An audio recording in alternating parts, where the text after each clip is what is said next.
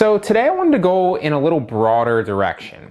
We're going to talk about 5 things that you must do in order to be a successful entrepreneur. Now, these are relevant across business models, so regardless what your focus is on, these will apply to you. And I promise you, if you apply these, they will make a massive difference in the trajectory of your success. So first and foremost is to give yourself permission to make your own decisions. Now, this is a huge one that I see across the board. Too many people that want to start working for themselves need guidance on every little decision that they make. What color should my website be? Should I buy this product? Will it be profitable?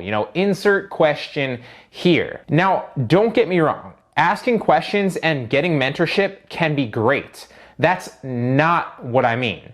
But you have to give yourself permission to make your own choices too. One trait that I see that all successful entrepreneurs have is the ability to make swift decisions and the ability to solve their own problems. That doesn't mean that their decisions are always right, but it does mean that they'll either make the right decision or they'll learn what not to do very, very quickly. They don't need anyone to hold their hand, and if you want to be a successful entrepreneur yourself, you have to accept this reality too. Now, moving on to number 2 now is to take calculated risks. Now, you must be willing to take calculated risks and bet on yourself and your business. Otherwise, you'll never move it forward.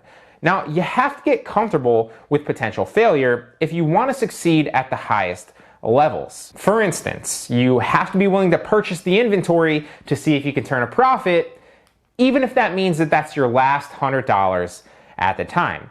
You have to be willing to hire an employee, for example, if you want to scale your business out of your comfort zone. And yet another example, you have to have the courage to put yourself out there on YouTube or Instagram, even if some people might talk behind your back or make fun of you. That's one that I see a lot across the board with a lot of potential content creators that might not be willing to pull the trigger.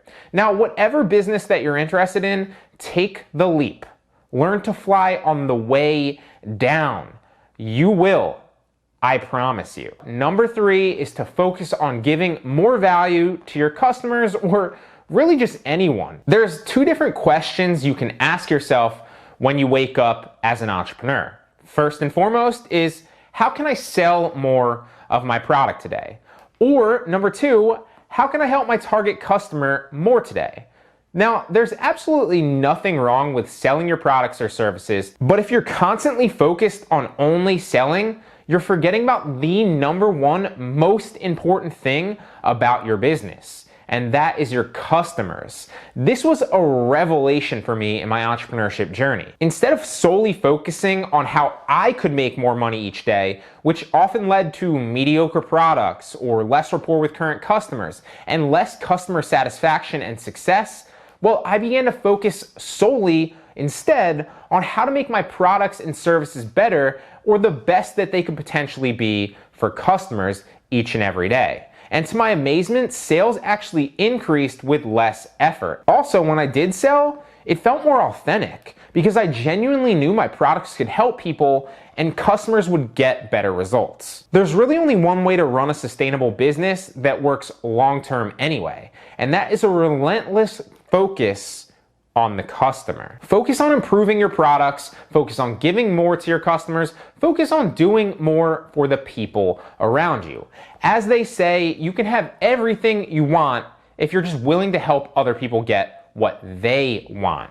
Moral of the story, focus more on giving to your customers and improving your products and services, not fancy marketing schemes or complicated sales funnels. Number 4 is to avoid shiny object syndrome. And this plagues every single entrepreneur on their way to the top, myself included. Shiny object syndrome, for those of you that don't know, is the tendency to chase something new and exciting rather than focusing on what you're already doing. That means if you're focused on arbitrage, for example, and you see that Johnny on Instagram, is flashing a Lambo in front of you saying that he got this doing Shopify drop shipping, you don't bite. That means if you see a YouTube ad of someone holding cash and saying that they made that money super easy, flipping their last rental property, you hit the skip button. Now, there's nothing wrong with any particular business, especially the ones that I referenced.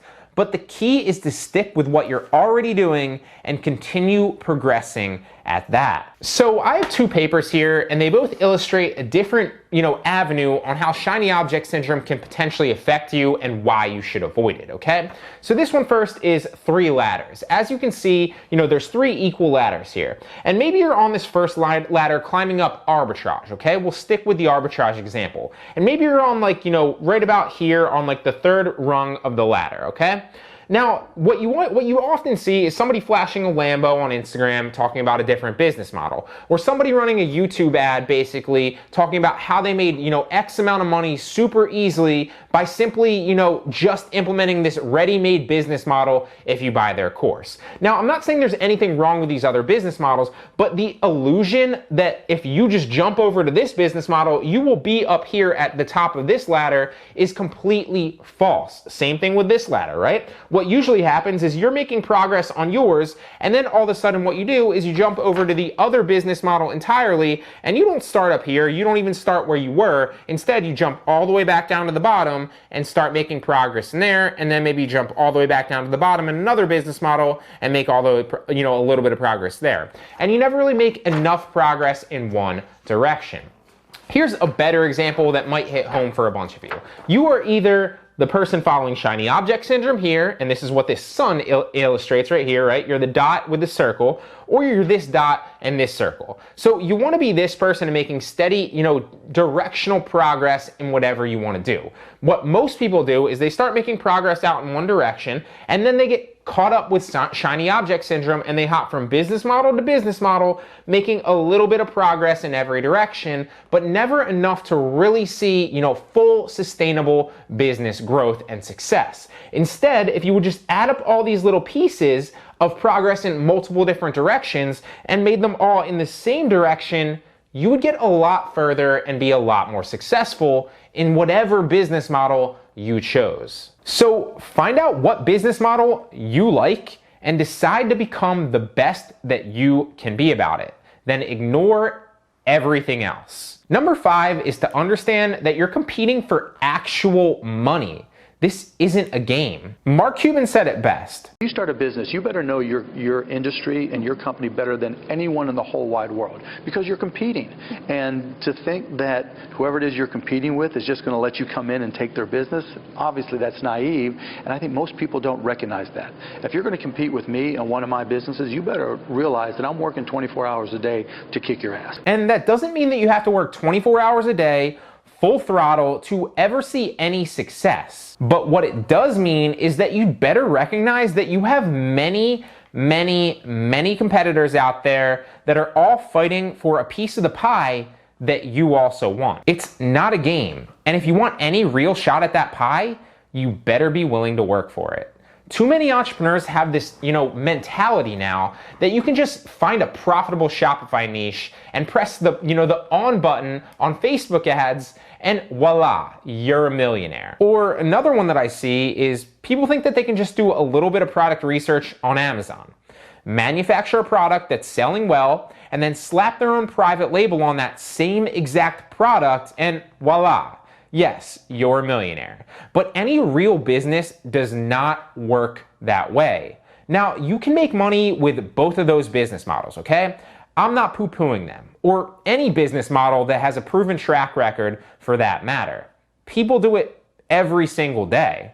But you'd better realize that you're competing against the rest of the market and the rest of the world to win that customer every single day. What are you offering that they aren't? What are you giving that they aren't?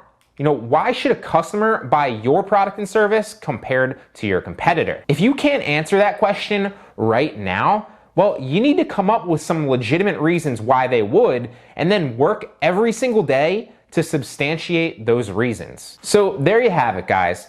5 things that you must do to become a successful entrepreneur.